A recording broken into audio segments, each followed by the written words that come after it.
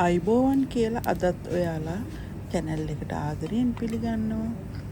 අද මම ඉන්දියන් යාළුවෙක් කියලා දීපු විදිහට ආප්ප ඉන්දියන් කඩේකින් ගත්ත තැටි තාච්චියක හදාගත්ත විදිහ තමයි මේ වීඩියෝ එකෙන් පෙන්වන්න යන්නේ. ඉතින් ඔයාලා දිගටම වීඩියෝ එකත් එක්ක රැඳී ඉන්න. මම මේ ආප්ප ටික හැදුවේ කොහොමද කියලා බලා ගන්න. මම බාස්මති හාල් වීදුරු දෙකක් ගත්තා. ඒ ගත්ත හාල් වීදුරු දෙක පැය 4ක් හොඳට පොඟවා ගත්තා.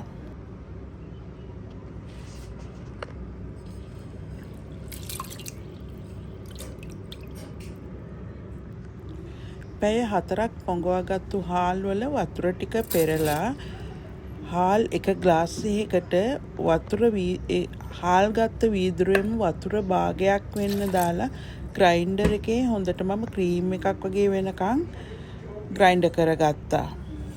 හාල් ග්‍රයින්ඩර් කරන වෙලාවේ ඔයාලට පුළුවන් එක හාල් වීදුරුවකට පාන් පිටි මේස හැඳි දෙකක් වගේ වෙන්න එකතු කරලා ඒකත් කලවම් කරලාම ග්‍රයින්ඩර් කරගන්න.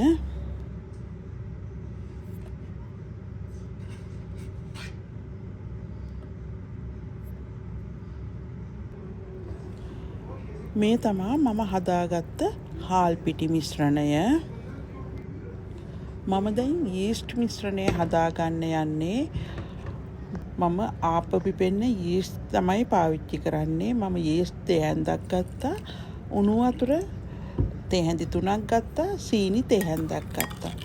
මේ තුන මිශ්‍ර කරලා මම විනාඩි 10ක් විතර තියලා තියෙනවා යීස්ට් ටික ඇක්ටිව් වෙනකන්. මේ මැගි කොකනට් මිල්ක් පවුඩර් එක පිටි ග්ලාස් 2කට උකු පොල් කිරි ග්ලාස් 3 කාලක් වගේ වෙන්න මම එකතු කරනවා. දැන් යීස්ට් ටික ඇක්ටිව් වෙලා තියෙන්නේ. හාල් පිටි මිශ්‍රණයට යීස්ට් ටිකයි පොල් කිරි ටිකයි එකතු කරලා හොඳට කලවම් කරනවා.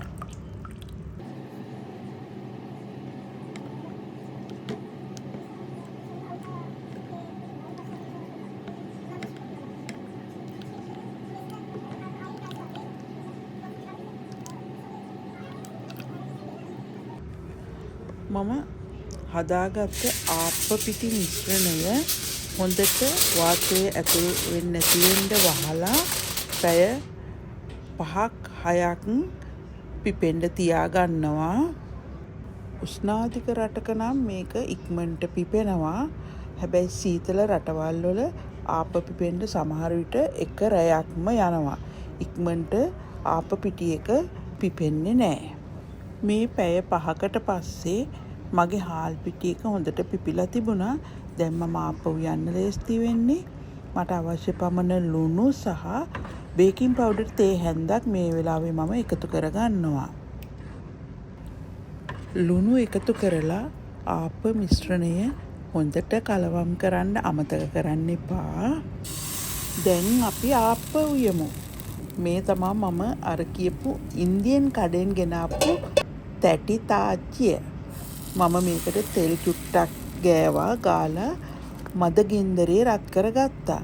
හැබැයි ගොඩාක් රත් කරගන්න එපා. එහෙම වුණොත් ආප්ප මිශ්‍රණය ඇකිලෙනවා.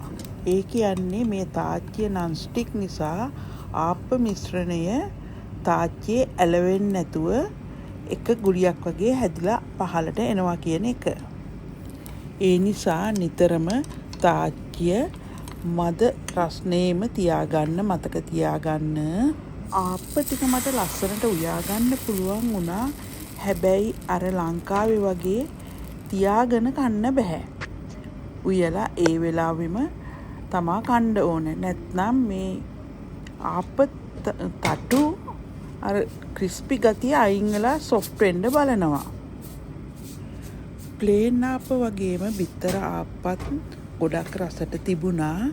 හැබැයි ඉතින් අපට ආවේනික ලංකාවේ ආප්පවල රසේ නම් ගොඩක්ම තිබුණා කියලා කියන්න මට බෑ අවංකවම. ඉතින් එහෙමනම් නැවතත් අලුත් වීඩියෝ එකකින් අපි හමු වෙමු.